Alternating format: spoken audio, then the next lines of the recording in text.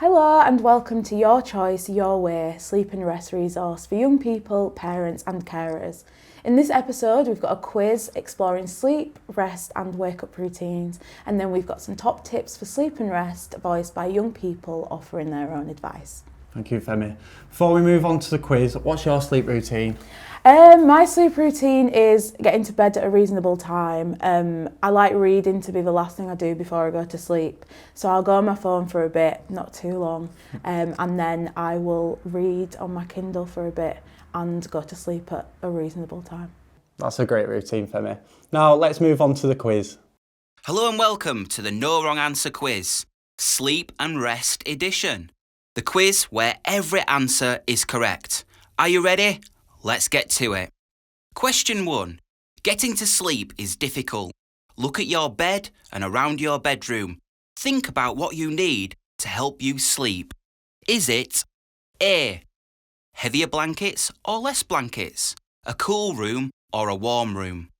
B. Complete silence or some white noise? An audiobook, guided or sleep meditation app? C. Find something that provides you with comfort. For example, a hot water bottle or a cuddly toy. D. Meditation. Create a quiet space with complete darkness or maybe some light. E. A clean space. If your bedroom is a mess or cluttered, maybe tidy it up. Remember, a clean space is a healthy one. Well done, you got it right, because there's no wrong answer. These are just a few simple suggestions to make your sleep and rest time a little easier. Maybe you have some ideas of your own. Try talking to friends, family to find out what they do when they are finding it difficult to sleep. Question 2. It's approaching bedtime, but you are not feeling sleepy. Do you A.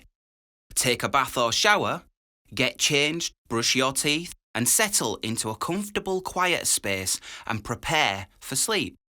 B. Switch your phone or devices off a couple of hours in advance, as to not overstimulate your brain before rest. C. Do something relaxing, such as watching a familiar TV show. We suggest a comedy, or maybe even reading a book. Try colouring in, or listening to some relaxing music. D. Do some light exercise and burn that excess energy. E. Try a relaxing drink such as chamomile, or maybe, for some of us, and also controversially, a coffee. Guess what? Yes, that's right. There's no wrong answer. We all struggle at times to sleep. It's important that we don't set ourselves unrealistic sleep or rest goals. Stress will only make the situation worse. Try following our sleepy steps, but also try experimenting with your own. Remember, we're all different. What works for one person might not work for another. Question 3. You often struggle to get up in the morning. What can you do to improve your morning routine? Is it A. Prepare the night before for school or work to ensure you have more time in the morning? You could also try getting up a little earlier. B. Think about breakfast. A nice breakfast can function as an incentive to get up. C. Keep phones and devices used to a minimum or no use, so you can focus on your own needs in the morning. D. Have a drink of water ready at the side of your bed to help you wake up. E. Set more than one alarm and ease your way into the day, slowly coming around from sleep and rest. Maybe try using a sand timer or some kind of visual aid. There you have it, our final question, and another one where there is no wrong answer. It's true, getting up can be quite difficult. Our top tip is to use as many different ways as possible to help you start the day. If something isn't working for you, just simply try something else. Ask for help, but remember, it's about what works for you. And that brings us to the end of our No Wrong Answer quiz, Sleep and Rest edition. Thank you for watching. Thank you for listening. Now back to George and Femi in the studio. There were some really useful suggestions to help you sleep and get up in that quiz. Interesting that there were some wake-up tips in there too. What would you say your wake-up routine is, George? So I'll be honest, I set around 5 alarms because I've got to get up for work in the morning. So when I'm out of bed, go and brush my teeth, wash my face, make sure I'm ready and on time. And then I'll go downstairs, get something to eat. And then yeah, really that's where I start my day. But it just depends on the person really, whatever makes you comfortable. Everyone's got different sleep routines. Yeah, I think that sounds like a really good routine. You know, mornings are just as important to your sleep as evenings. Being well prepared when you wake up really does reduce morning stress and can make you sleep better the night before, knowing that you're prepared for the morning. Yeah. Thank you, Femi. So now you've heard some of our tips, let's have a listen to what other young people do to help them sleep and rest.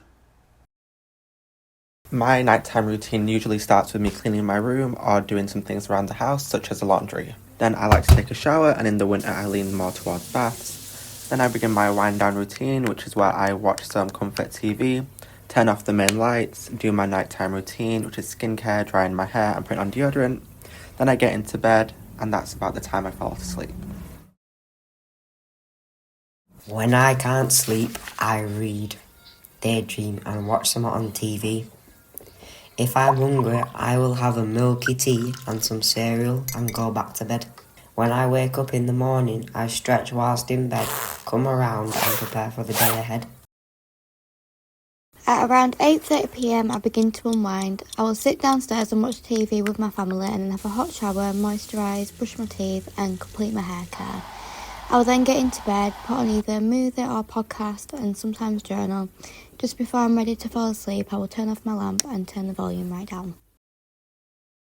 How I fall asleep is I reading a book, I listen into my CD player or use a Lavender's play.